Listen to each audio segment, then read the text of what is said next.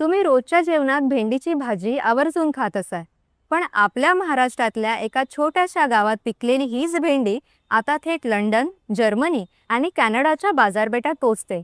असं सांगितलं तर क्षणभर तुमचा विश्वास बसणार नाही, पण हे खरंय. ही यशोगाथा आहे जालना जिल्ह्यातल्या पिठोरी सिरसगावची. इथल्या 27 शेतकऱ्यांनी गटशेतीच्या बळावर अशक्य वाटणारं स्वप्न प्रत्यक्षात उतरवलंय. दुष्काळावर मात करत उभी राहिलेली ही कहाणी केवळ शेतीपुरतीच मर्यादित नाही, तर एकजूट, नियोजन आणि आत्मविश्वासाची प्रेरणादायी गाथा आहे.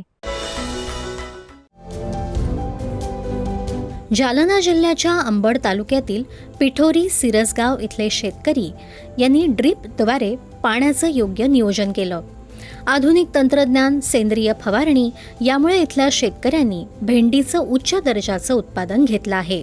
लागवडीनंतर अवघ्या 40 दिवसात भेंडीची तोडणी सुरू होत असल्यानं शेतकऱ्यांना लवकर आर्थिक लाभ मिळत असल्याचं शेतकरी संभाजी काकडे सांगतात. मी शेती 2 एकर शेती केली भेंडीची. 2 एकरमध्ये माझा 5 क्विंटल 6 क्विंटल 4 4.5 असा डेली माल निघायचा, रोज तोडायचो मी. माझे कसे नव्हते तरी 8,000 9,000 10,000 रोजची बनायचे. खर्च व्हायचा माझा लेबरचा 4-5 हजार रुपये लेबरचा खर्च जायचा. मला निव्वळ नफा समोर रोजचा 5 ते 6 हजार रुपये 5 हजार रुपये डेली राहायचं. आणि गावात साऱ्याला बाया माणसाला पण काम करावं लागतं, तर साऱ्याला रोजंदारी भेटते. आणि ही भेंडी ऑर्गॅनिक आहे. मुंबईतील 3 सर्कल कंपनीच्या माध्यमातून पिठोरी शिरसगावच्या या भेंडीची निर्यात केली जाते.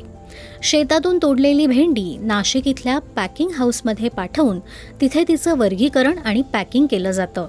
त्यानंतर मुंबई विमानतळावरून ही भेंडी थेट परदेशात रवाना होते. कंपनीकडूनच बियाणं, सेंद्रिय औषधं मोफत उपलब्ध करून दिली जातात.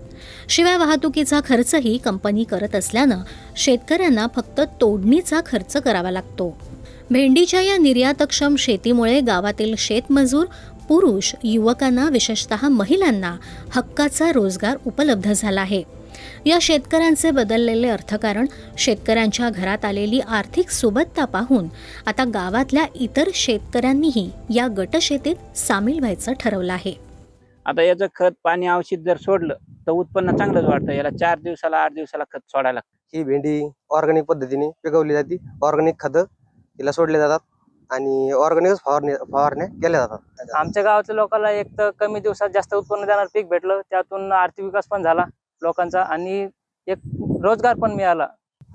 पाण्याची व्यवस्था म्हणजे आम्ही ठिबक मधून पाणी देतो आणि संपूर्ण खत सुद्धा ठिबक मधूनच दिल्या जातं. गट शेती जर केली तर अनेक शेतकऱ्यांना फायदा होतो आणि त्यापासून आपल्या मालाला भाव सुद्धा चांगला मिळतो. पाण्याचं, शेतीचं योग्य नियोजन, कमी दिवसांचं पीक आणि बाजारपेठेतली मागणी अशा बाबींचा विचार करून पिठोरी सरसगावचा शेतकरी आता थेट जागतिक स्पर्धेत बाजी मारत आहे. दूरदर्शन बातम्यांसाठी अनंत साळी, जालना. आजच्या भागात आपण